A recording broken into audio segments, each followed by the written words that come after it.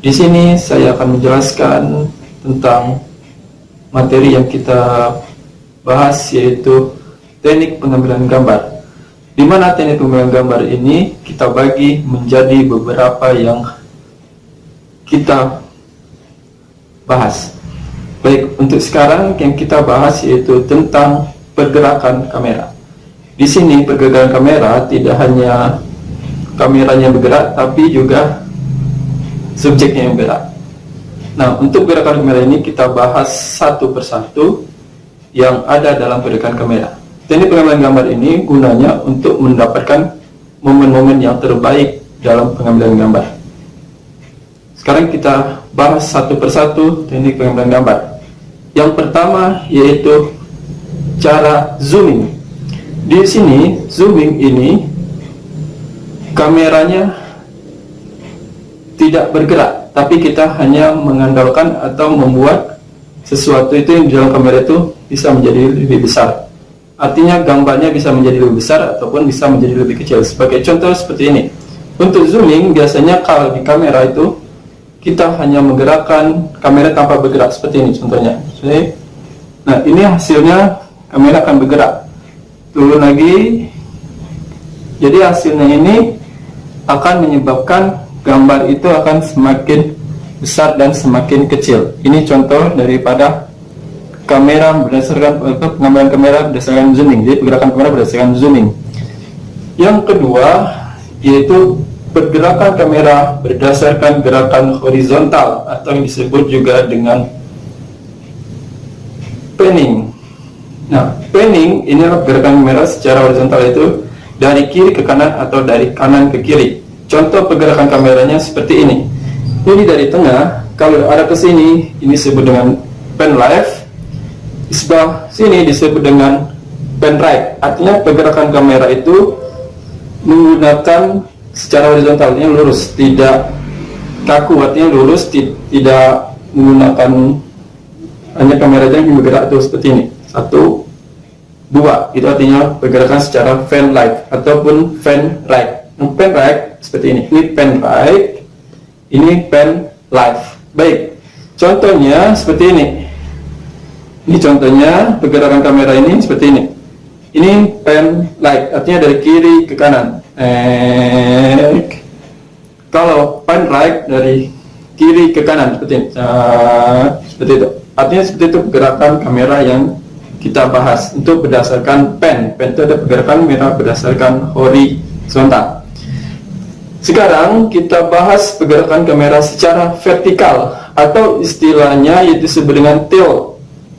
Tilt itu adalah pergerakan kamera secara vertikal, jadi dari atas ke bawah atau bawah ke atas.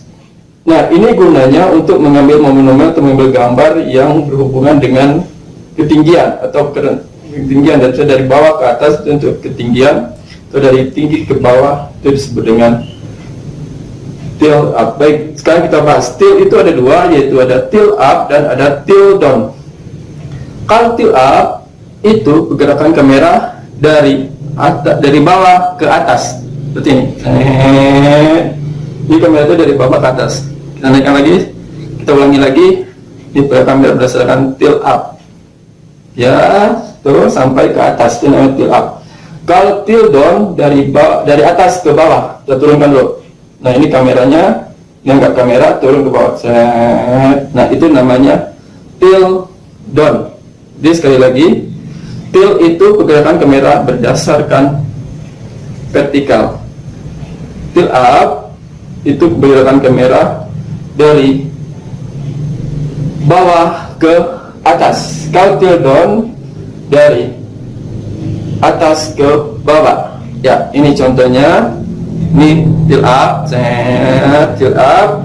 Yang ke bawah lagi di sini namanya tilt down. Itu kamera. Jadi kita ambil kamera seperti itu. Ini kita ambil kamera seperti ini. Tilt down. Ini tilt up. Baik. Yang keempat, untuk menggunakan kamera ini yang biasanya kita pakai disebut dengan tracking atau dolly. Nah, tadi ada perbedaan antara zooming dan tracking. Kalau zooming, kameranya tidak bergerak, tapi kalau tracking, kameranya yang bergerak. Artinya kameranya yang mendekati objek atau menjauhi objek. Itu bedanya. Contohnya gini. Kalau tracking itu ada tracking out, ada tracking in. Sama begini. Ini tracking. Kita kalau out artinya kita menjauh. Kalau in kita mendekat. Nah, gini, ini tracking. Tracking ini seperti ini contoh kameranya. Nah, ini tracking. Kalau mundur lagi itu namanya tracking juga. Artinya ini ada zoom in, ada zoom out. Zoom out artinya menjauh, kalau zoom in artinya mendekat. Ini zoom in, ini zoom out. Oke? Itu untuk tracking. Zooming tadi, kita kembali lagi ke zooming. Zooming itu adalah pergerakan kamera yang tanpa kameranya bergerak. Kita hanya membuat atau menggunakan apa yang ada di dalam kamera tersebut. Misalnya kita menggunakan zoom in dan zoom out. Zoom in itu akan mendekat, zoom out itu akan menjauh. Jadi kita hanya menggunakan sini, jadi tidak menggunakan itu perbedaan. Yang kelima yaitu ada yang disebut dengan follow. Follow itu kita mengejar atau mengejar daripada objek yang akan kita ambil. Misalnya seperti balap mobil ataupun balap-balap. Jadi kita mengambil gambar-gambar yang bergerak. Contohnya seperti ini. Misalnya kita mengejar orang yang berlari. Kita berlari seperti itu. Jadi kita bekerja menggunakan kamera itu, kita mengikuti kemana arah objeknya. Itu namanya pergerakan kamera berdasarkan follow. Artinya mengikuti objek yang akan kita ambil, pergerakan kameranya. Yang keenam yaitu arch. Arch itu kita mengambil gambar mengelilingi objek. Contohnya seperti ini, mengelilingi objek.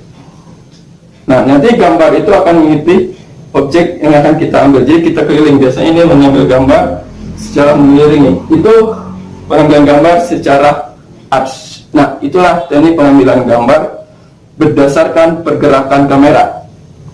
Nah, di sini akan kita bahas yang seperti itu. Jadi pergerakan kamera, jadi yang bergerak hanya kameranya aja.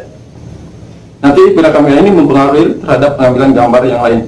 Itu pembahasan kita pada saat ini. Jadi yang jelas teknik pengambilan gambar itu kita awali dari teknik gambar bergerak. Kesimpulannya bahwa teknik gambar bergerak itu bisa kita ambil dengan menggunakan pergerakan kamera, dan juga bisa menggunakan kamera apapun yang kita bisa. Itu kesimpulannya. Sampai jumpa lagi untuk materi selanjutnya tentang teknik pengambilan gambar, dan terima kasih atas perhatiannya.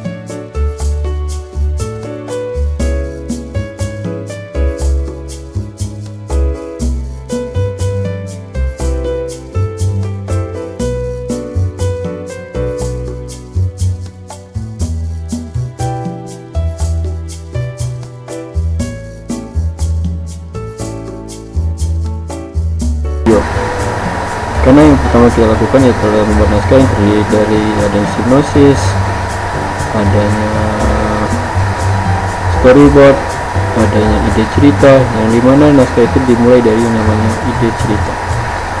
Jadi di sini bisa kita lihat bahwa naskah tersebut dapat secara garis besarnya dimulai dari ide cerita. Ide cerita ini bisa diambil secara fiksi ataupun non-fiksi. Yang jelas diawali dari ide cerita. Setelah ide cerita yang dapat, barulah kita membuat suatu kata-kata yang akan menjadikan suatu judul. Nah, judul tersebutlah yang akan kita gunakan untuk dalam hal pembuatan suatu cerita.